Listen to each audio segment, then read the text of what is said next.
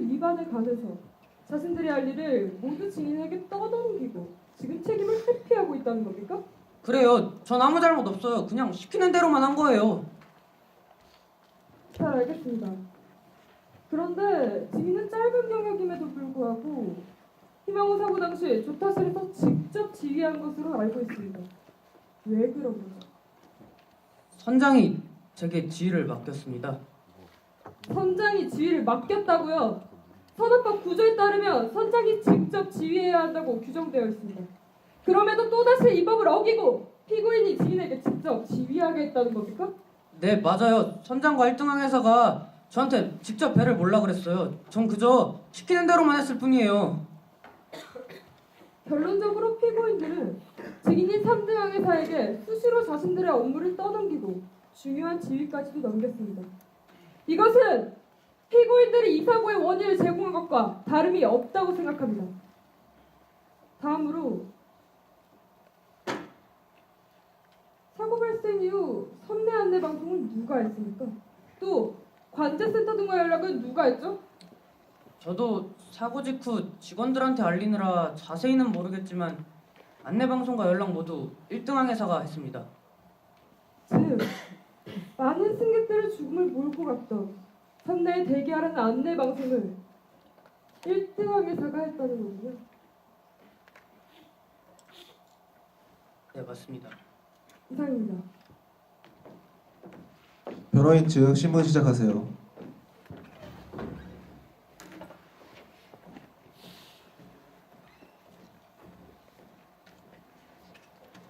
증인은 사고 발생 당시 조타실에 혼자 있었죠? 네, 맞습니다. 조사 기록에 의하면 중간에 항로를 변경했다고 되어 있는데 사실입니까? 그게 그러니까 증인 예 아니오로 대답하시죠. 예, 맞아요. 항로 변경이 있었습니다. 정해진 항로에 의해 운항하게 되어 있는데 왜 항로를 변경한 것이죠? 그러니까 선장이 저한테 맡겨서 배를 몰기는 했는데 그게 여기 있는 피고인들이 증인에게 지휘를 맡길 당시 직접 항로 변경을 지시했습니까? 아니요. 배의 지휘를 맡은 지 채 얼마 되지 않아 증인은 사고를 냈죠. 증인 대답하시죠. 네. 여기 있는 피고인들은 입항 준비를 위해 잠시 선내 점검이 필요했습니다. 그래서 당시 직선으로 운항하기만 하면 됐던 항로에서 본 증인에게 잠깐 지휘를 맡기고 자리를 이탈했던 것입니다. 항해사는 비록 경력이 짧다 하더라도 항해의 지식이 있는 자이므로 피고인들은 증인을 믿었고 그 잠시의 시간 동안 이런 끔찍한 사고를 낼지 알 수 없었습니다. 증인은 왜 항로 변경을 한 것입니까? 아니, 그러니까 갑자기 눈앞에 뭔가 보였습니다. 선박 같기도 했고. 그건 잘 모르겠지만 어쨌든 급하게 피해야겠다는 생각이 들어서 그만. 그 말은 증인이 독단적으로 항로를 변경한 것이네요. 다시 한번 묻겠습니다. 여기 있는 피고인들 중 그 어느 누구에게라도 직접 항로 변경을 지시받은 적이 있습니까? 아니요, 없습니다. 그렇군요. 즉, 사고의 직접적인 원인은 증인의 지휘 미숙으로 인한 급격한 항로 변경에 있는 것이지 증인에게 믿고 지휘를 맡겼던 피고인들에게 있는 것은 아니군요. 아닙니다. 사실 제가 하고 싶어서 한 것도 아니에요. 증인, 한 배 항해사가 지휘를 하고 싶다고 하고 하기 싫다고 안 할 수 있습니까? 그러니까 그게 혹시 배를 몰면서 본인은 책임이 없다고 생각한 거 아닙니까? 그래서 마구잡이로 배를 몰아도 된다고 생각한 거 아니에요? 아닙니다. 아니에요. 여기 사고 직후 증인의 통화와 문자 내용을 보면 선장 및 항해사에게 모든 책임을 떠넘기고 본인은 회피하겠다라고 되어 있습니다. 증인은 지금 자신에게 유리한 대로 증언을 조작하고 있는 게 아닙니까? 전 그런 적 없습니다. 저기는 선장이 저한테 다 시킨 거라고요. 전 안 그랬어요. 안 그랬다고요. 증인 진정하세요. 변호인 측 신문 마무리해 주시기 바랍니다.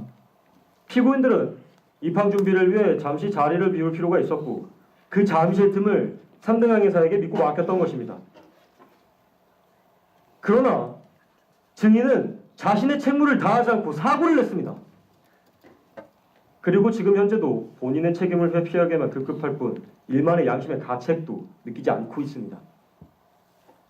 만약 피고인들에게 죄가 있다면 여기 있는 3등형의 사를 믿었다는 것밖에 없습니다. 이상입니다.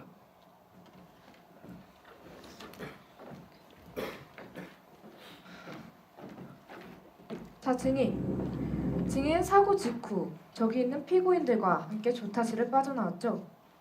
네, 여기 있는 기록을 보면 최초 교신부터 마지막 교신까지 약 10분 정도의 시간이 걸렸습니다.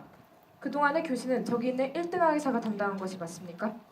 네, 맞습니다. 즉, 10분 정도의 시간을 제외하면 증인과 피고인들은 조타실을 함께 빠져나왔고 실제로 조타실이 비어 있었기 때문에 이후 교신조차 할 수 없었겠군요. 그건 잘 모르겠습니다.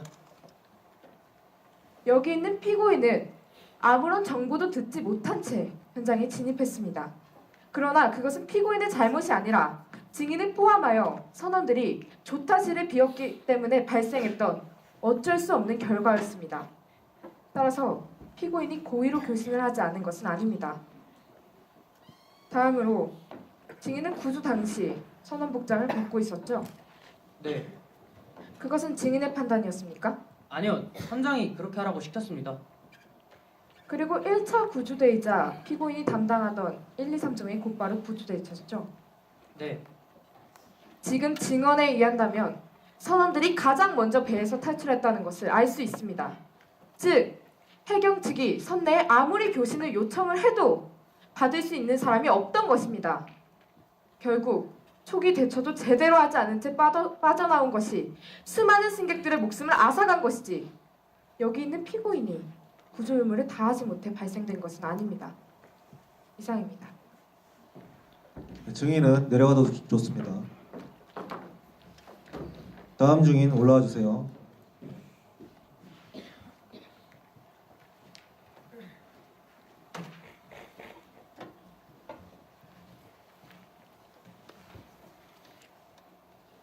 검사 측 신문 시작하세요.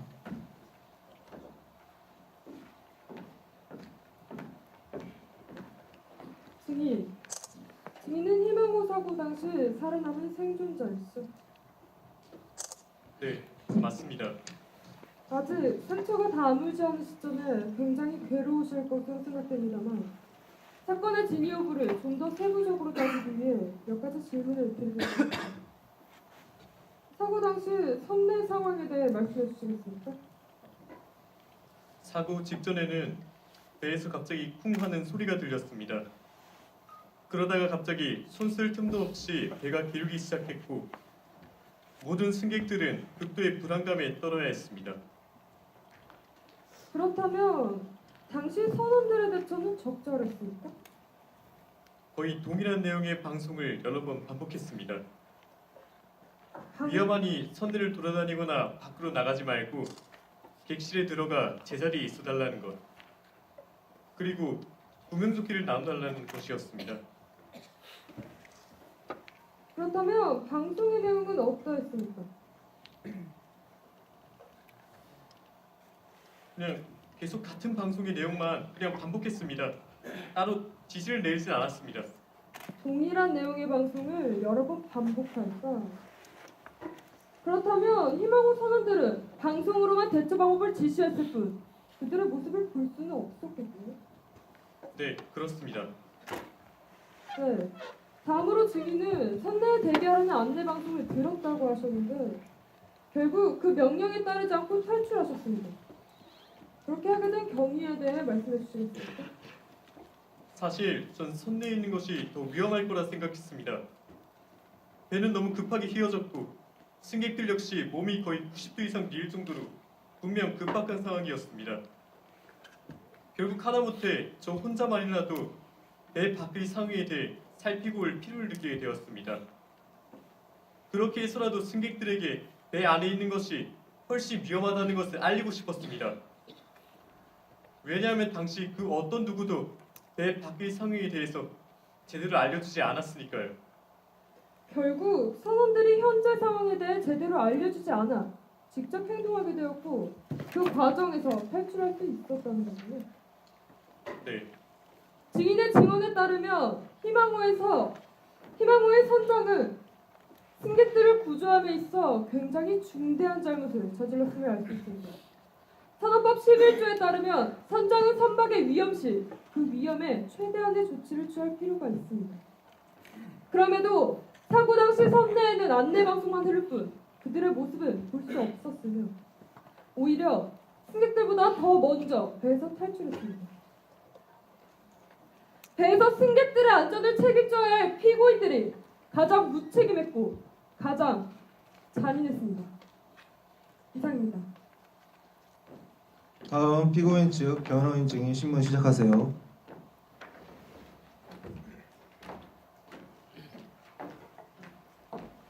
증인은 구조 당시 1, 2, 3정을 통해 구조받았습니다.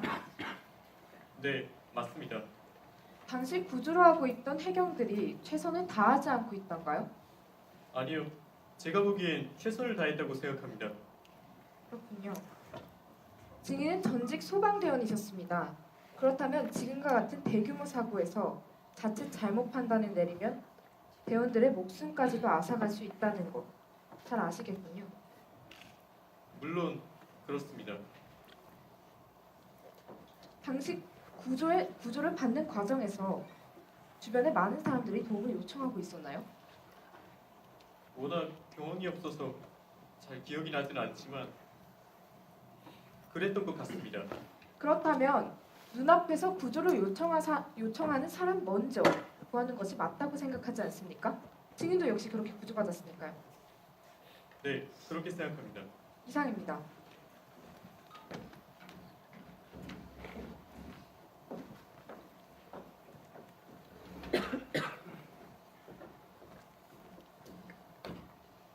증인은 사고 이후부터 탈출하기 전까지 객실에서 무엇을 했습니까? 승객들과 함께 대기하고 있었고 그리고 구명조끼를 나눠줬습니다. 그 구명조끼는 누구에게서 받았죠? 직원으로 보이는 사람에게 받았습니다. 그 직원의 얼굴 기억하고 계십니까? 아니요, 그렇진 않습니다.